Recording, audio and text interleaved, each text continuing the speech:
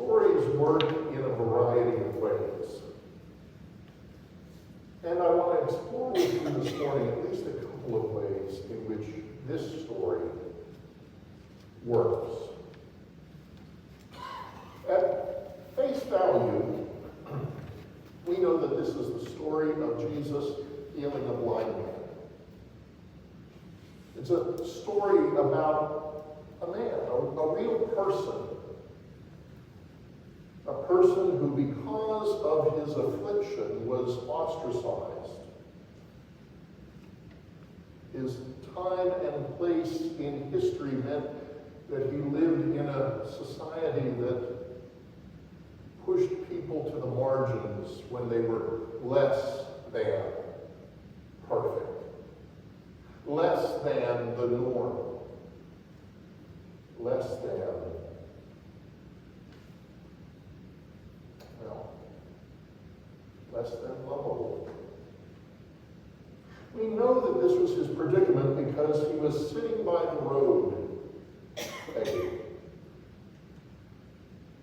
His blindness was not just an impediment to his ability to work and earn for himself or for a family.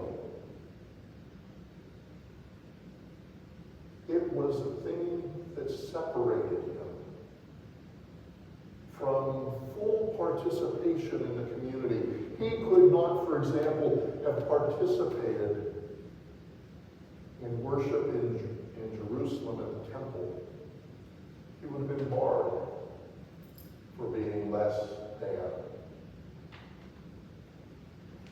It's fascinating to me that in all of the stories of healing that Mark tells, this is the only time the name of the individual being healed is remembered in the gospel.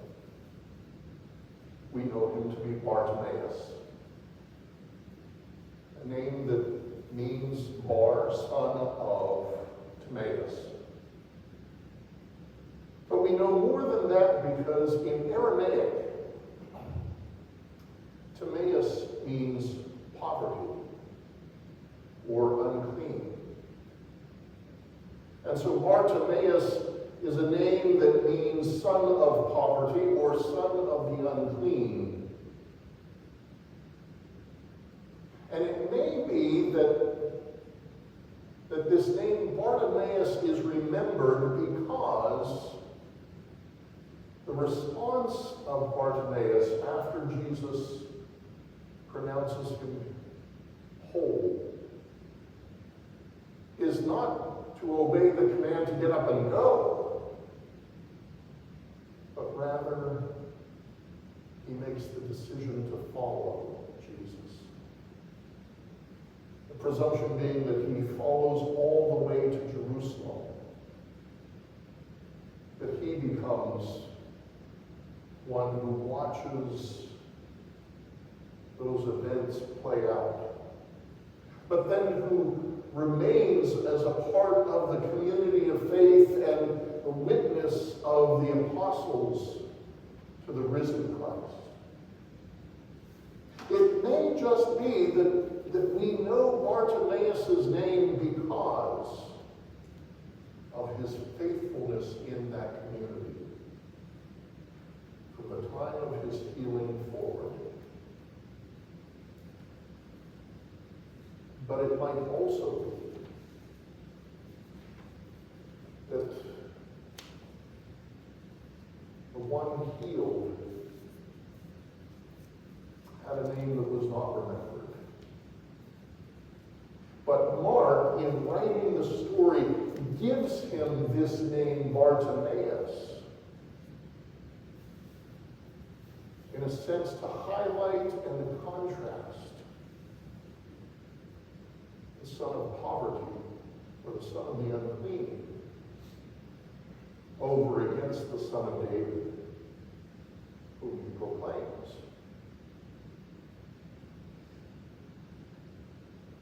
At any rate, we know that here's this beggar on the outskirts of town, sitting by the road and begging. learns that Jesus of Nazareth is coming, and the implication of that, obviously, is that he knows who Jesus is. He calls out loudly, "Jesus, Son of David, have mercy on me." That title, Son of David, is not just a formal title that associates Jesus with the Messiah, the anticipated one. But it's a title that attributes to him power and authority. And for Bartimaeus, it seems clear that he believes that this Jesus has the power and the authority to have mercy, to bring healing and wholeness. Notice the response of those around him. They try to silence him. Their response reinforces the belief that he is less than. He's insignificant and therefore must not bother the master.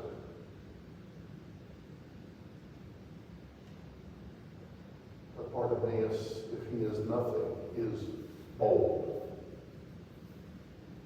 And he simply cries all the louder, "Son of David, have mercy on me."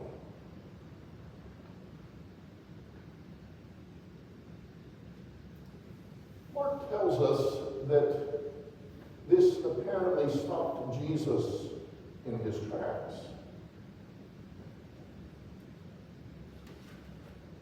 Jesus, again, with a kind of authority that we have not seen this clearly in Mark's gospel until now, begins to command those around him. He commands them to call Bartimaeus. I wonder if perhaps this was a sign of Jesus wanting wholeness for Bartimaeus. We've talked about how Bartimaeus would have been excluded from the community of faith, and now Jesus is seeking to empower that community to draw Bartimaeus in. Call him here. And of course, we see the response of those around Bartimaeus, who all of a sudden are like different people. Instead of telling him to be quiet, they're saying, "Take heart. The Master is calling you."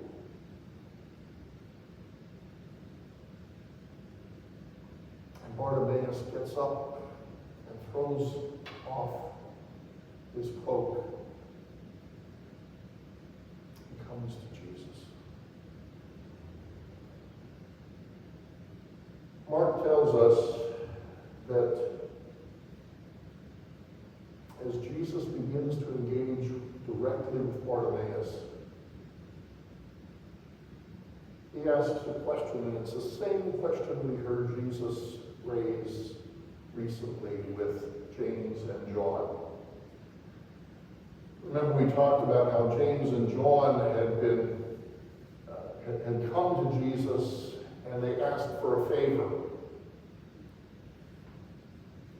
Jesus asked them, "What do you want me to do for you?"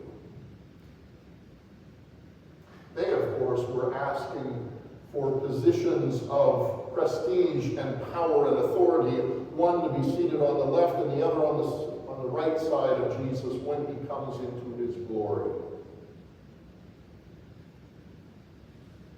Mark says Jesus used the exact same words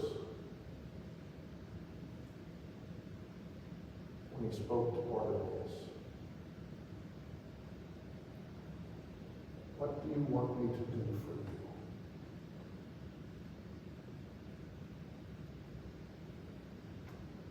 Bartimaeus asks, "My teacher, let me see again."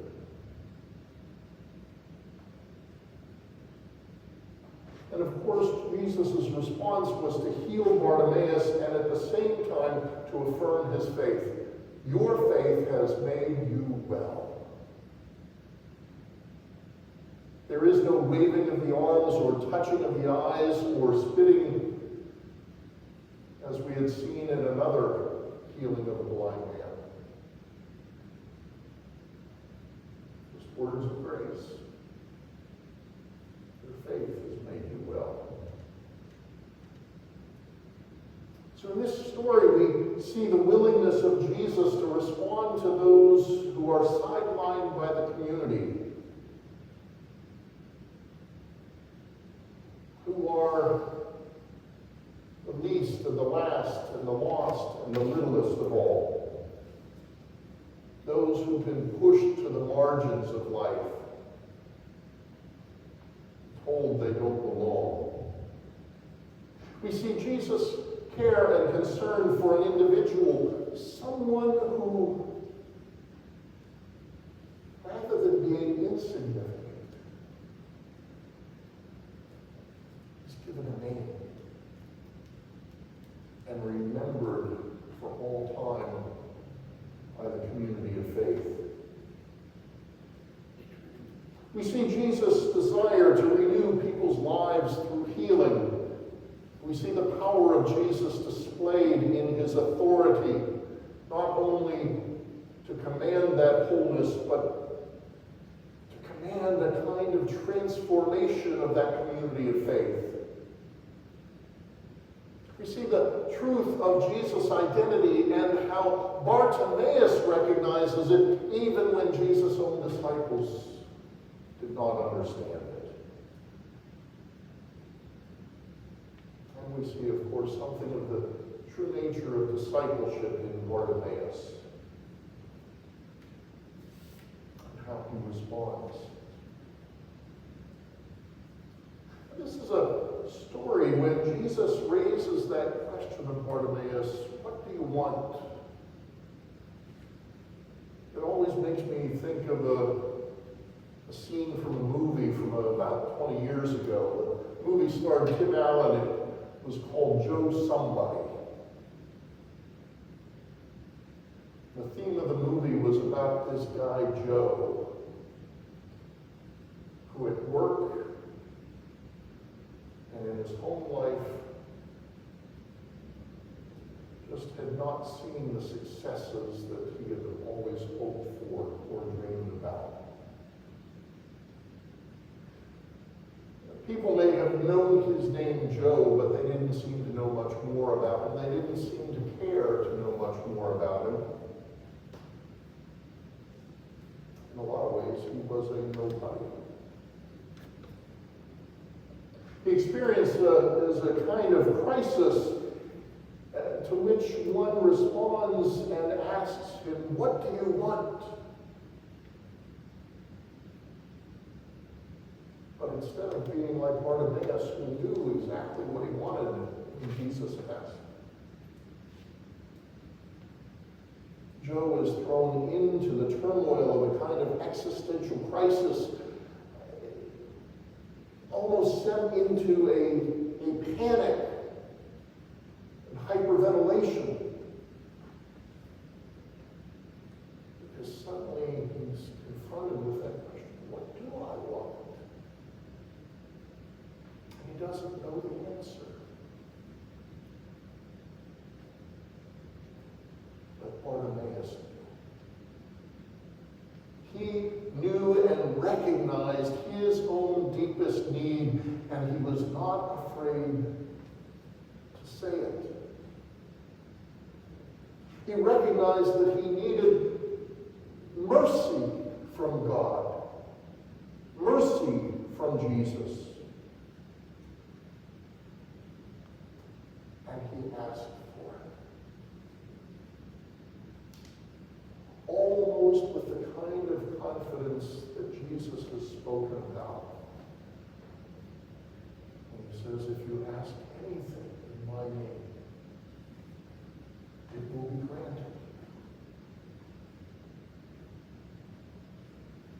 asks for mercy. He asks to see again. And Jesus says, your faith has made you well.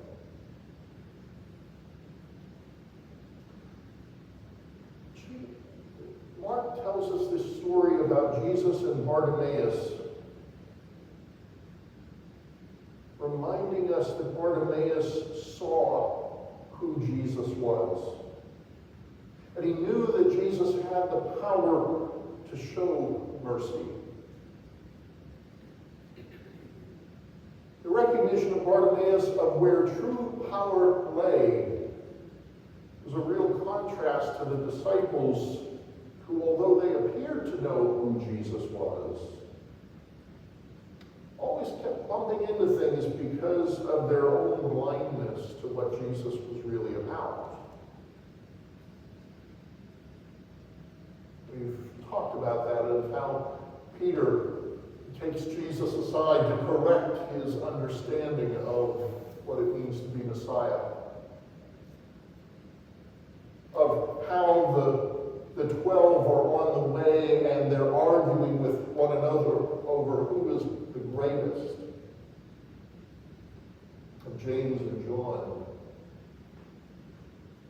taking Jesus aside to ask a favor for seats of power and position.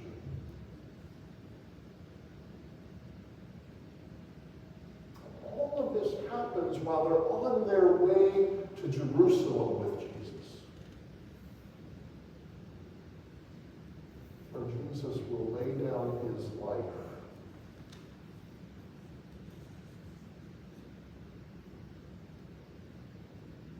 where Jesus will submit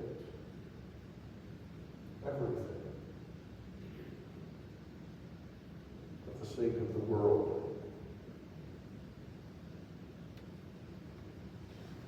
It's also interesting to contrast Bartimaeus' response with the response of the rich young ruler. Remember when the rich man came to Jesus and he had just one question: what must I do to be saved? But when finally he hears the response from Jesus, the one thing that he lacks, he goes away sad, unable to let go of all that he has. Contrast that with the story of Bartimaeus, who, when he's told that Jesus is calling him, throws off his cloak and goes to Jesus. Now, that may seem like a small, unimportant detail to us, but always pay attention to the details in the gospel, because that's often where the deeper story is. Remember that Bartimaeus is a beggar. Probably the one great possession that he had in his life at this point was his cloak. And it served not only as comfort and warmth against the elements, but it also was the means by which, spreading it on the ground before him when he would sit to bed, it would be the means by which he would catch and collect the alms that were thrown his way. He throws it aside. He's throwing everything aside to come to Jesus. And when Jesus says, go, Bartimaeus instead follows.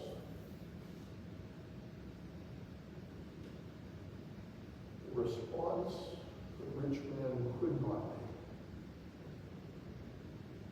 is the very response of faith that Bartimaeus does make. This son son of poverty recognized his need of the help of the Son of God. And at the core of this story, we get a glimpse of what true discipleship is. The ability to not only admit that need, to recognize our need for mercy, recognize our need for God's grace, but to lay everything aside in order to receive it.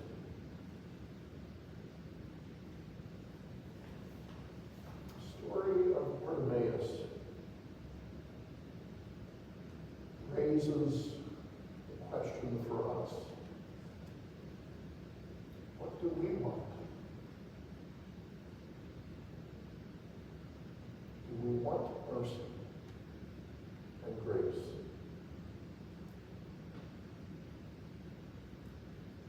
And what are we willing to give up to find that mercy and grace? In the name of the Father, and of the Son, and of the Holy Spirit.